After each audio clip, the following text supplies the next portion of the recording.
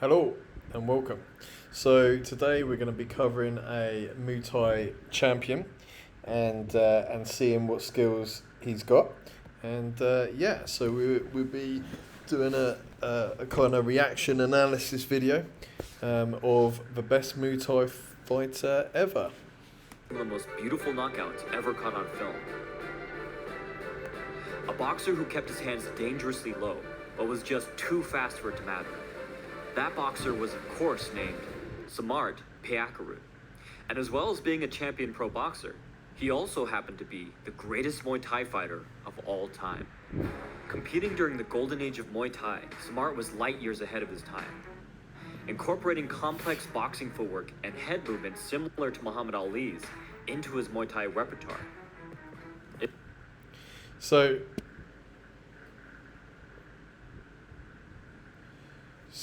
let's find attempts to blend them with Muay Thai's staple techniques may have been a totally futile endeavor. But the cross steps, this is the cross step, backwards shifts and pulls used by Ali and Sugar Ray Robinson before him turned out to be perfect additions to Samart's unique style. Ali's footwork pattern was one of the first things ever covered on this channel. It's side step, then hop or slide, cross step, and then return to stance. The idea for Ali was to circle deep to the inside of his opponents, squaring them up to expose more targets while he himself remained in his safely narrow stance. This is a great pattern for fighters who wish to dominate exchanges with their lead hand, and as Samart proved, it works equally well for fighters who wish to dominate the fight with their lead leg. Like Ali, Samart's narrow, close stance let him extend the range of his jab while smoothly pivoting offline. But it also had the additional benefit of allowing him to easily lift his lead leg without needing to readjust his balance. In this way, Samart could easily transition between a flicker jab and a lead teep as he gracefully danced around the ring. So this is how amazing and how advanced Samart was in terms of striking skill set, so he incorporated the best of boxing with the best of Muay Thai, in terms of, so he could do the Ali shuffle, keep his distance control, but also watch this side teep he does. So he's using a side teep like Ali uses a jab. The more experienced listeners may be wondering how Samart ever managed to use his footwork without falling victim to Muay Thai's infamously brutal leg kicks. The answer is that Samart worked defensive movements directly into his circling footwork pattern. If an opponent tried to leg kick on the first step of the sequence, Samart would simply turn his step into a leg pull, shifting back out of the way. If they went into attack at any other point during the sequence, so basically he's checking any low kicks. Samart would check with his rear leg, continuing to pivot and hop off his lead foot as he did so.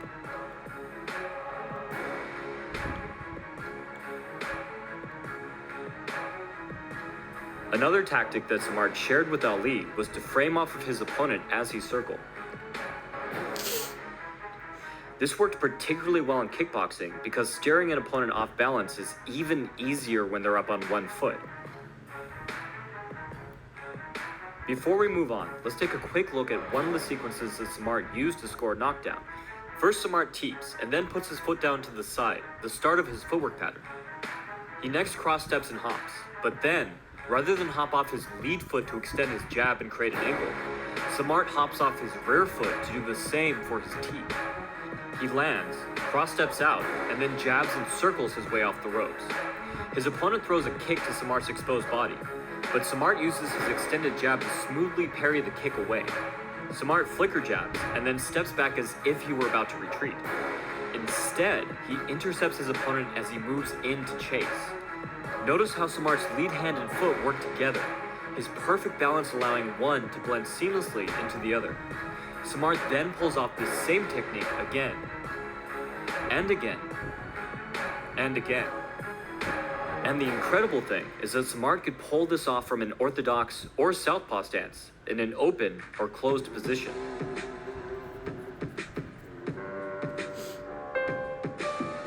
This was similar in concept to the style of defensive genius Pernell Sweet Pea Whitaker.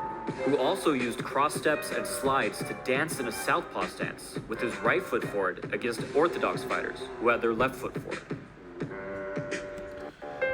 So they're talking about boxer Pino Whitaker, and basically this guy was like a defensive genius, and I think if I remember correctly, Floyd Mayweather, one of if not the best defensive boxer ever, he rates Whitaker as one of his favourite boxers ever.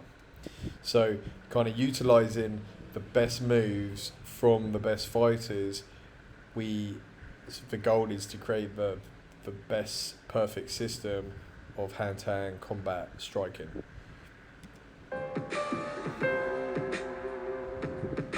The intricacies of these positions and stances have been covered at length in many previous videos on this channel, but the important point to take away is that most fighters spend their entire careers perfecting only one of these positions in only one stance. Samart could dominate in all of them. What's more, he used his ability to quickly shift from orthodox to southpaw while circling to set up new lines of attack, either changing stances in order to set up a strike from his new power side, like here where he feints a kick to shift forward to set up a cross, or cutting an angle to change his lead side in order to sneak in a lead teep or jab.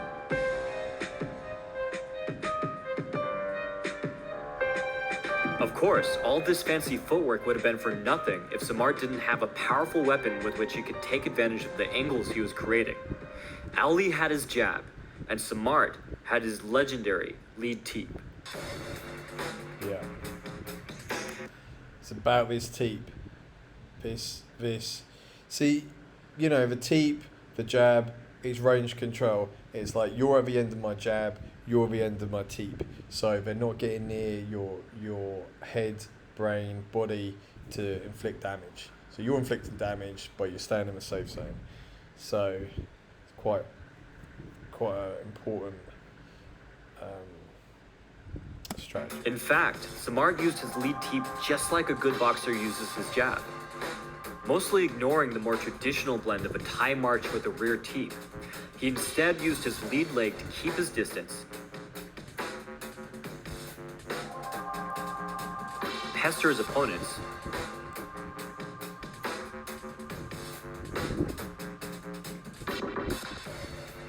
wear them down, and set up more devastating attacks. In the same way that Ali could throw his jab from nearly any direction to angle through his opponent's guard, aiming it like a back fist or corkscrewing it over their shoulder, Samart could find the smallest opening to exploit by changing the path of his teeps.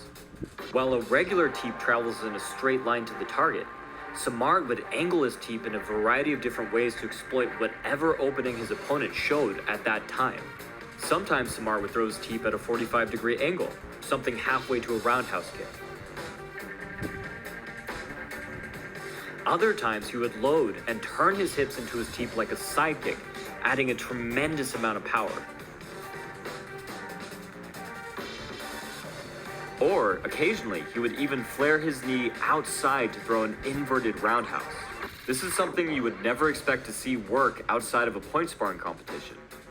But Samart's lead leg was so versatile, fast, and powerful that he could get away with completely unorthodox movements. Here his opponent catches his leg and tries to throw him off balance. But Samart is too flexible and well balanced, and actually uses his momentum to rebound off of the ropes like a pro wrestler, driving his opponent to the ground. Samart had such great hip dexterity that he could easily pull his leg out if it got caught, or re-chamber it into a check to fend off any counters. The way that Samart chambered and retracted his kicks from multiple positions emphasizes how he had true mastery of the concepts behind the techniques, and therefore had no need to rely on rigid, more traditional movements. This gentleman, Samart, he was really like an amazing hybrid of Muay Thai, kind of taking the best elements of boxing. To quote a very wise martial artist that some of you may know, "Before I learned the art, a kick was just a kick. After I learned the art, a kick was no longer just a kick. Now that I understand the art, a kick is just a kick." In this way, Samart used what was necessary instead of what was strictly correct from a form standpoint. Of course, dancing and flicking out lead teeps was only one part that fit into the whole of Samart's style. To boil it down to just one concept, Samart was the very definition of a natural-born counterpuncher. And what set him apart from the majority of other fighters was that Samart was both a defensive counterpuncher, like Ali, and an offensive counterpuncher, like Tyson. Samart was the perfect realization of Ali's self-titled lean-back style in Muay Thai. He would stay just out of range in order to tempt his opponents into overreaching, and then punish them for it. To do this, Samart used a combination of head pulls and leg pulls to set up masterful counters. Upright pulls and slips are perfect additions to Muay Thai. Unlike low-level head movement, Samart's pulls and slips kept his head safely out of the way of kicks and knees, and actually eased his ability to use his lead leg. Notice how Samart uses his head movement here to ease the transition into his lead leg roundhouse.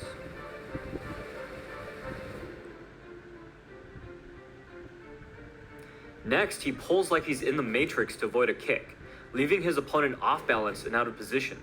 Samart takes advantage with the lead hook, and then follows up with a roundhouse kick to the body as a parting gift. In this way, Samart had one distinct advantage that Ali did not. While Samart was leg pulling or checking, he was free to jab. And while he was pulling or slipping, he was free to kick.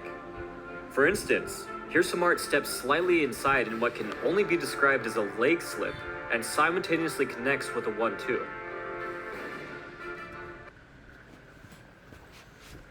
Amazing, like real, like this is a fighter you should study in terms of how to incorporate boxing skills as a foundation with Muay Thai.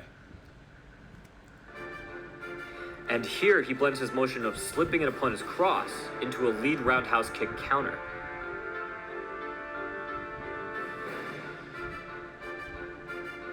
Samart was also a big fan of leaning back in order to draw his opponents into overreaching, so he could drive a knee right into their stomach as they tried to close the distance.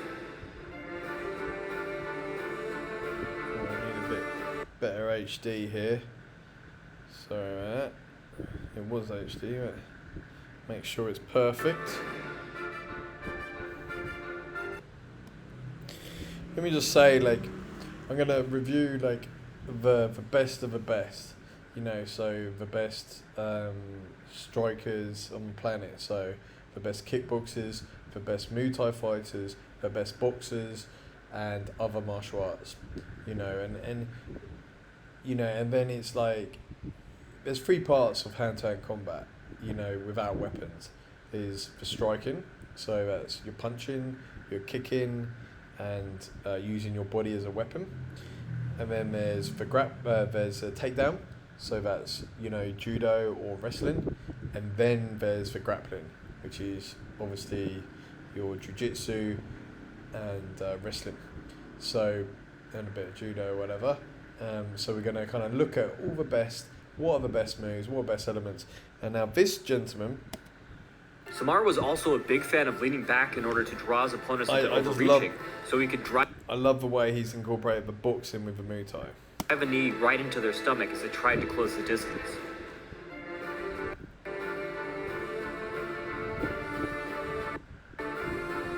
That's not to say that Samart didn't occasionally use low-line head movement. Here he ducks underneath an opponent's punch to get a lock and then throws them to the floor. Right, so what have we learned? We learned that, you know, Samart uses the side teep extremely well. Lead leg. And like Ali, Samart's narrow, close stance let him extend the range of his jab while smoothly pivoting offline. Sorry, this is messed up. Yeah, so we learned that, look, he's amazing at the side teep and the teep and the incorporating his boxing skills with Muay Thai. So that's what I've taken away from. I've only studied him for a short period of time at the moment, but I'm going to study him some more. But so far, I'm very impressed. So hats off to Samart, and definitely a GOAT. And I really going to practice some of the moves I've learned from here. The alley shuffle, the not the alley shuffle, but the alley step, and then the side teep. So thanks for watching, and if you like everything to do with hand-to-hand combat, martial arts, subscribe and follow along. Cheers, bye.